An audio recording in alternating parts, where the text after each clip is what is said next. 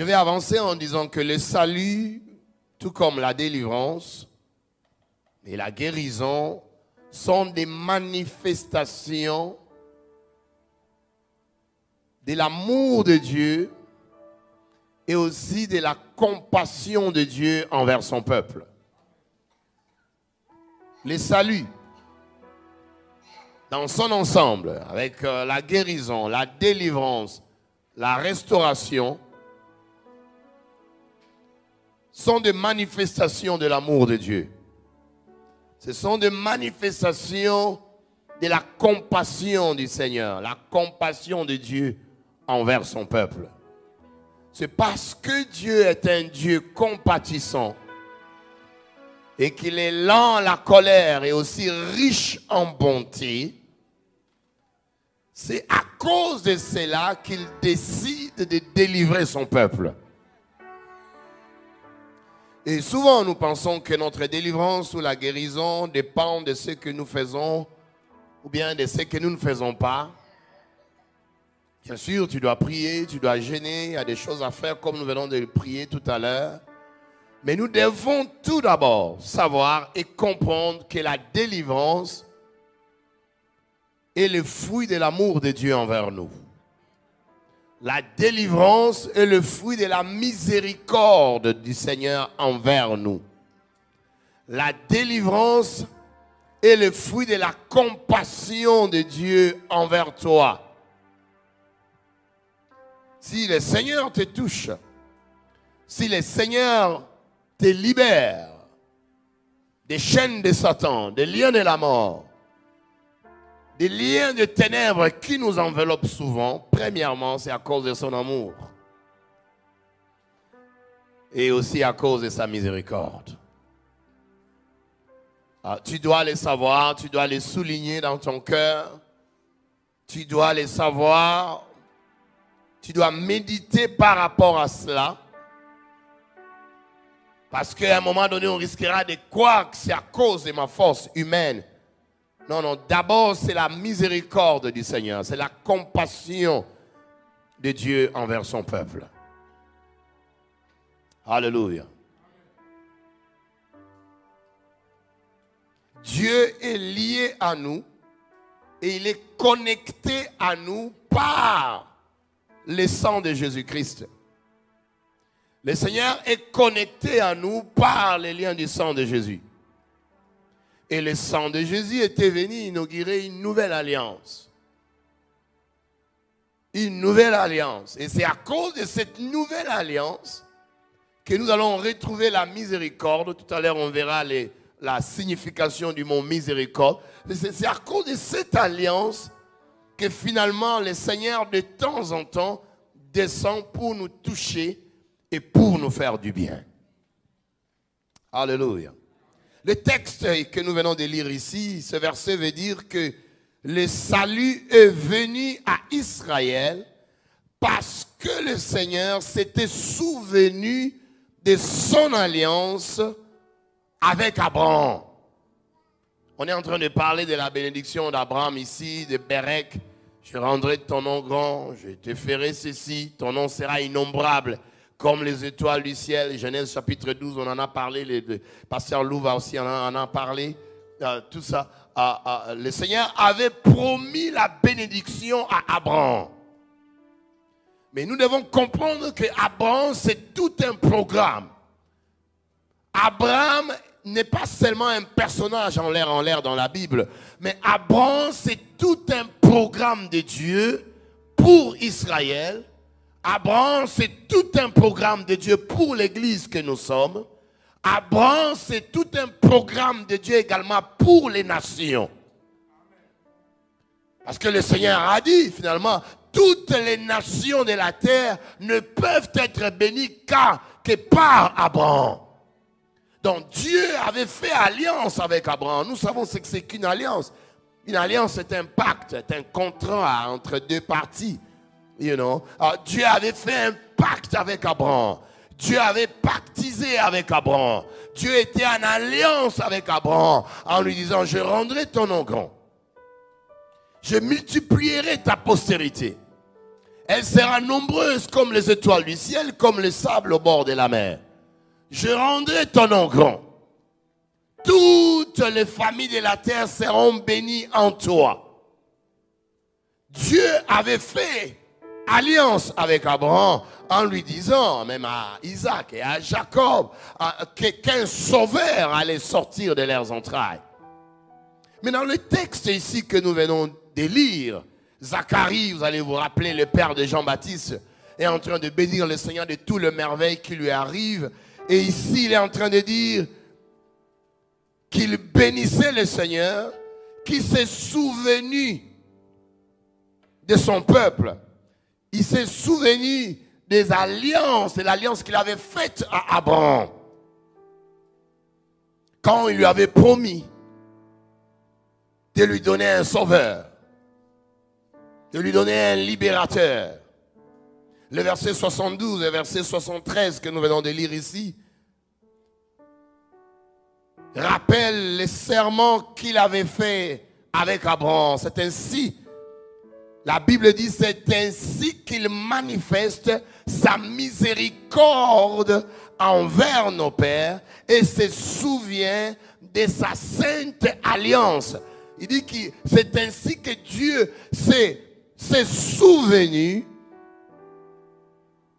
qu'il manifeste sa miséricorde envers nos pères. Ça, c'est Zacharie qui est en train de dire. C'est Zacharie qui est en train de lire ici. Et nous sommes en train de voir dans ces textes, nous voyons ici la miséricorde, le mot miséricorde est lié avec l'alliance de Dieu. Là où il y a l'alliance de Dieu, il y aura la miséricorde de Dieu. Là où il y a la miséricorde de Dieu, il y aura l'alliance. Il n'y a pas de miséricorde sans alliance. Dieu s'est souvenu de l'alliance qu'il avait faite avec Abraham et il a manifesté sa miséricorde à cause de cette alliance en leur envoyant un sauveur. Selon le texte ici que nous venons de lire. Et dans l'alliance de Dieu envers nous, il y a la compassion. Dans l'alliance de Dieu envers nous, il y a la grâce. Dans l'alliance que Dieu a envers nous, dans cette alliance, il y a la compassion. Dans cette alliance, il y a la grâce de Dieu. Dans cette alliance, il y a la miséricorde. Dans cette alliance, il y a le pardon, il y a la guérison, il y a la délivrance, il y a la rédemption. Toujours dans cette alliance-là. Alors maintenant, quand le Seigneur Jésus est venu sur la terre, le Seigneur était la promesse, il était aussi l'accomplissement de cette alliance. Son ministère sur la terre était rempli de paroles et de œuvres qui entouraient, qui impliquaient l'alliance que Dieu avait envers son peuple et envers Abraham. Vous allez vous rappeler de cette femme qui avait souffert, n'est-ce pas, pendant 18 ans, qui était courbée. Quand Jésus l'a guérie, le Seigneur a dit quoi? Elle mérite la guérison parce qu'elle est aussi une fille d'Abraham. Donc ça dit qu'elle est en alliance avec Abraham. Et dans cette alliance, à cause de cette alliance, cette jeune femme, ou cette femme, elle méritait la délivrance, elle méritait la guérison. Alléluia. J'ai dit alléluia. Le mot miséricorde vient de l'hébreu chesed. Chesed. Donc C-H-E-C-E-D. Ce n'est pas des mots en français, hein? Donc je les prononce comme je le vois là. Le mot miséricorde vient de l'hébreu chesed. Et dans chesed veut dire ceci. Vous savez que la Bible, l'Ancien Testament, c'est en hébreu. Et le Nouveau Testament, c'est en grec. Et des fois, souvent, on recourt pour avoir un peu plus d'arguments et comprendre le sens de ce mot. Alors, quand tu comprends, mieux tu vas exercer ta foi pour bien saisir la substance de la définition de certains mots dans la Bible. Qui dit Amen? Nous parlons de la délivrance comme étant une expression de la compassion, de la miséricorde de Dieu. La miséricorde vient de l'hébreu chesed, qui veut dire miséricorde. Chesed veut dire miséricorde. Chesed veut dire tendre. Chesed veut dire bonté. Chesed veut dire faveur. Chesed veut dire pitié. Chesed veut dire gentillesse. Chesed veut dire aussi patience. Le mot miséricorde vient de l'hébreu chesed. Maintenant, ce mot-là, miséricorde, l'hébreu, il renferme plusieurs termes. Vous allez remarquer que l'hébreu, c'est souvent comme ça avec le grec. Dans un mot, on vous donne un mot, mais il renferme plusieurs termes à l'intérieur. So you need to dig down, tu dois creuser pour bénéficier de toutes les significations de ces termes afin que tu exerces ta foi pour recevoir ce que le Seigneur a prévu pour toi. Alléluia.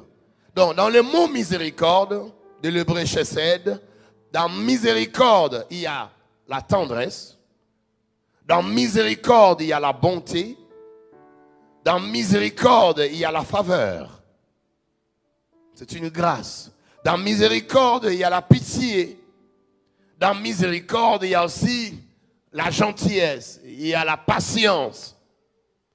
Donc, si Dieu veut te toucher, quand le Seigneur veut nous libérer des chaînes de Satan, des liens de la mort, de l'emprise du monde des ténèbres, avant qu'il s'agisse de nos prières, à cause de nos prières, nos jeûnes, nos veillées et retraites, nous devons d'abord savoir que c'est à cause de la miséricorde de Dieu à notre égard. C'est à cause de la bonté de Dieu à notre égard. C'est à cause de la faveur de Dieu à notre égard. C'est à cause de la pitié de Dieu à notre égard. C'est à cause de la gentillesse de Dieu à notre égard. C'est à cause de la patience de Dieu à notre égard. Donc, avant qu'il ne soit question de prière, parce qu'on risque de se glorifier, parce que j'avais beaucoup prié, parce que j'avais beaucoup gêné, attention, la gloire risque de ne pas aller vers le Seigneur. Voilà pourquoi quand on va dans les enseignements, on doit aller un peu plus dans les détails et que tu comprennes, oui, nous prierons toujours. Nous venons de le faire. Moi-même, je suis un homme de prière. Moi-même, je suis un homme de jeûne. Mais avant ces choses-là, c'est d'abord la miséricorde de Dieu. C'est d'abord la miséricorde de Dieu. C'est d'abord la compassion de Dieu. C'est d'abord les bontés du Seigneur. C'est d'abord la faveur de Dieu. Dieu doit te faire grâce. Donne-moi un bon amen ici. Faire la délivrance, c'est d'abord question de trouver grâce aux yeux du Seigneur. La délivrance est question de trouver faveur aux yeux du Seigneur. La délivrance. Toi, tu sais combien de gens luttent avec les mêmes démons que toi aussi tu es en train de lutter. Et aujourd'hui, ils sont déjà morts. Ces démons-là les ont déjà tués. Ces démons-là les ont déjà enterrés. On ne parle plus d'eux aujourd'hui. Combien de gens meurent avec la même maladie qui t'agace aujourd'hui? Combien de gens souffrent avec le même lien qui te dérange aujourd'hui? Et ces liens ont eu raison d'eux. Combien de gens? Combien de chrétiens? Combien de pasteurs? Donc la délivrance dans son ensemble est d'abord question de grâce. Est d'abord question de miséricorde. Est d'abord question de faveur. Mon frère, avant d'aller vite dans les délivrances, demande d'abord la faveur de Dieu sur toi. Demande d'abord la bonté, la manifestation de la bonté. Que l'Éternel te regarde par les yeux miséricordieux. Qui te regarde par les yeux de la gentillesse. Qui te regarde par les yeux compatissants. Est-ce que je parle à quelqu'un ici? C'est ce qu'on a besoin, frère. That's what we need. Nous avons besoin de cela. Nous avons besoin de chesed. Nous avons besoin de comprendre qu'on a d'abord besoin. J'ai besoin de trouver grâce aux yeux du Seigneur. J'ai besoin que sa faveur soit sur moi. J'ai besoin qu'il soit compatissant à mon égard. Qu'il ne me traite pas dans sa sévérité. Qu'il ne me traite pas selon mes péchés. Qu'il ne me traite pas selon mes erreurs. Mais que Dieu me regarde avec les yeux doux. Que Dieu me regarde avec les yeux compatissants. Que Dieu me regarde avec les yeux de gentillesse. C'est ce que j'ai besoin. C'est ce que tu as besoin. Et quand l'auteur aux Hébreux a compris cela, c'est comme ça qu'il va dire, approchons-nous donc du trône de grâce. Hein? Afin de trouver grâce et miséricorde. Et afin que nous soyons secourus dans nos besoins. Nous avons besoin de trouver grâce d'abord aux yeux du Seigneur. Nous avons besoin de trouver grâce aux yeux du Seigneur. Miséricorde aux yeux du Seigneur. Nous avons besoin de cette compassion. Des fois, avant de chasser les démons brutalement, couche-toi à terre. Implore la miséricorde. Implore la miséricorde. Implore la miséricorde. Implore la miséricorde de Dieu sur toi. Alléluia. Je dis Alléluia. Donne-moi encore un bon amen ici. That's what we need. Deliverance.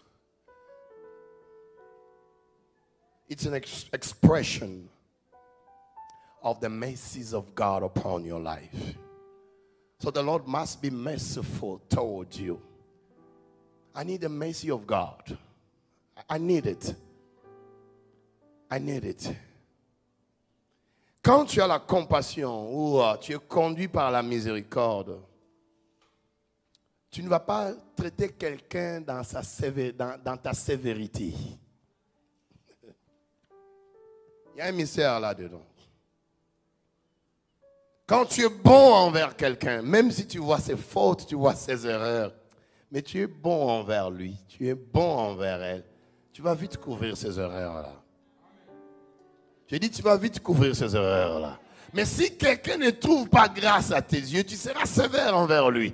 Ah, il n'a pas fait ça, il n'a pas fait ça, il n'a pas fait ça, je ne pense pas. Ah bon, je ne pense pas, je vais encore parler avec lui, je vais parler avec elle. La personne n'a pas trouvé grâce. Nous traitons les gens selon ce que nous sentons aussi dans notre cœur par rapport à eux.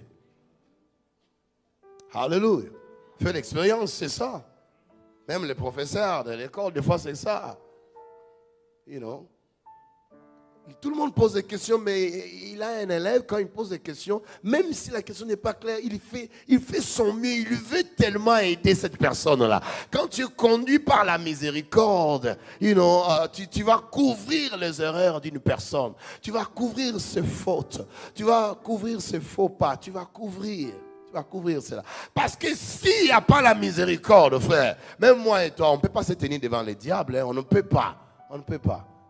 C'est la miséricorde de Dieu. À part le sang de Jésus, à part la miséricorde, le démon, mais il est plus fort que toi. La sorcellerie là, mais tu sais qu'ils ont sacrifié des gens pour monter en puissance et en pouvoir. Tu le sais très bien. Alléluia. Je dis Alléluia. Quand tu es conduit par la compassion, quand nous sommes dirigés par la compassion, dirigés par la miséricorde du Seigneur, tu seras volontiers. Hein? Tu seras volontiers pour aider quelqu'un. Voilà pourquoi le Seigneur est volontiers pour nous aider parce que il est conduit d'abord par la miséricorde. Voilà quelques exemples de la manifestation de la compassion du Seigneur. N'est-ce pas?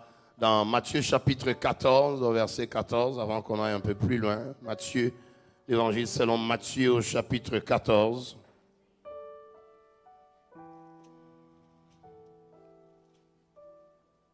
Matthieu 14, 14. On peut commencer au 13e verset, n'est-ce pas? Matthieu chapitre 14, le 13e et 14e verset, que nous lisons à haute voix, s'il vous plaît. Ready, go. À cette nouvelle, Jésus partit de là dans une barque pour se retirer à l'écart dans un lieu désert. Et la foule, l'ayant su, sortit des villes et les suivit à pied. Verset 14. Maintenant, remarque le verset 14 à haute voix. Quand il sortit de la barque, il vit une grande foule et il fut ému de compassion pour elle et il guérit les malades. Est-ce que vous voyez cela? Est-ce que tu as remarqué cela? La foule l'a suivi et quand il regardait, quand il a vu la foule, la Bible est claire ici, quand il sortit de la barque, il vit une grande foule. Ça c'est Jésus, ça c'est Dieu. Quand il a vu la foule, la Bible dit, il fut ému de compassion pour elle. Il fut ému de compassion pour elle. Et la compassion qu'il avait pour la foule l'a poussé à les guérir. So Jesus was driven by the mercies of God. Jésus était conduit par la compassion, la miséricorde, la compassion qu'il avait envers le peuple de Dieu. La compassion, c'est ce qu'on a dit là, miséricorde. Chesed, dans miséricorde, il y a la compassion. Dans miséricorde, il y a la pitié. Jésus avait pitié d'eux. Il les regardait, dans notre version on dit, il regardait la foule. Ils étaient comme des brebis sans berger. Il avait pitié de cette foule. Il avait pitié de ces brebis. Il avait pitié de ces gens-là. Il était bon envers eux. Il manifestait les chesed de Dieu envers eux. Il était bon envers eux. Il était miséricordieux envers eux. Il était compatissant envers la foule. Il avait la pitié envers. Il manifestait de la pitié envers la foule. À cause de cette pitié qu'il avait pour elle, cette pitié, cette compassion, cette miséricorde, cette bonté qu'il avait envers la foule, les poussait à les guérir. Donc s'il les guérissait, ce n'était pas forcément parce qu'il d'abord demandait guéris-moi, guéris-moi, délivre-moi, délivre-moi, s'il te plaît. Non, non, non, non, non, non. C'était d'abord à cause de la compassion. De la compassion. Comprends ça, ma soeur. Des fois, on ne multiplie pas trop de mots. Répète compassion, Seigneur. Des fois, dans mes prières personnelles, je vais pas chasser tous les démons. Non, non, non. D'abord, je vais beaucoup parler en langue. Après, c'est la compassion. Seigneur, que je trouve grâce à tes yeux. Seigneur, que je trouve grâce à tes yeux. Dans ces entreprises-là, dans cette entreprise, dans ces projets, dans ma famille, dans ce que je vais faire. Seigneur, j'ai besoin de trouver grâce. Regarde-moi aux yeux de la grâce.